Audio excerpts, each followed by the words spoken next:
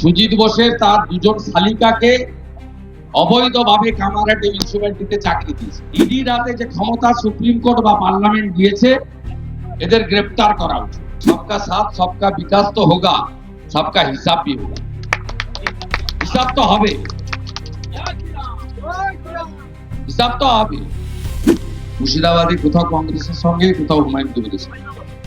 তৃণমূলের ওখানে কোনো অস্তিত্ব নেই। এদের একমাত্র লঙ্কা গুঁড়া ছাড়া এদের কোনো ওষুধ নেই। আমি ভোটের দিন 2021-এ ভোট হয়েছিল এখানে 1 এপ্রিল দ্বিতীয় দফাতে।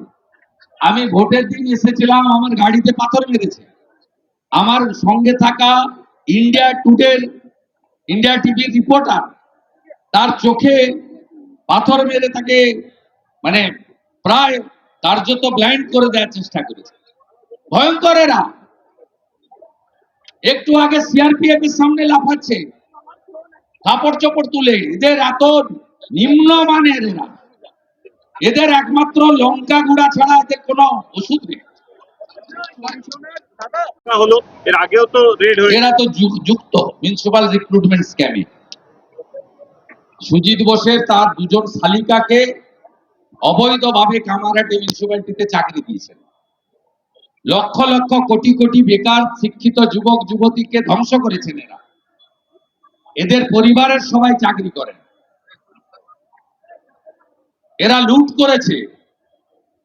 রথিন ঘোষ পুরসভার চেয়ারম্যান হিসেবে অন্তত শতাধিক বেআইনি নিয়োগ করেছে মিউনিসিপাল রিক্রুটমেন্ট স্ক্যামে। এদেরকে আর ডাকছেন কেন?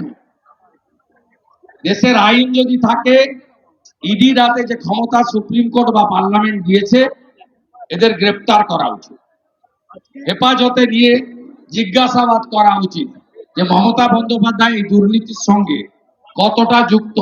এদের হেফাজতে নিয়ে জিজ্ঞাসাবাদ করলেই বেরিয়ে আসবে, এর উত্তর পেয়ে যাবে, উত্তর পেয়ে যাবে। এই জন্যই নরেন্দ্র মোদীজি ব্রিগেডে বলেছেন সবকা সাথ সবকা বিকাশ তো হোগা, সবকা হিসাব भी होगा। হিসাব তো হবে, হিসাব তো হবে। এবং নন্দীগ্রামে যাদের বিরুদ্ধে গুরুতর অভিযোগ আছে, আমরা নির্বাচন কমিশনকে গুন্ডাদের তালিকা দিয়েছি। এদেরকে যেন 22 এবং 23 তারিখ দেখতে না পাওয়া যায়, তার দায়িত্ব ইলেকশন কমিশনকে নিতে হবে।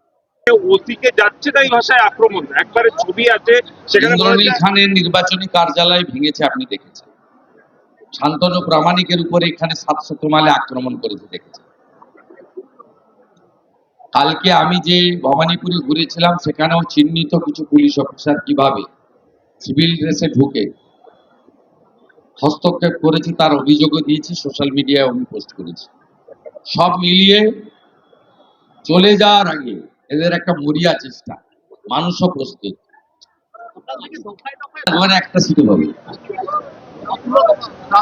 একটা সিটও পাবে, বিজেপির সিট অনেক বাড়বে।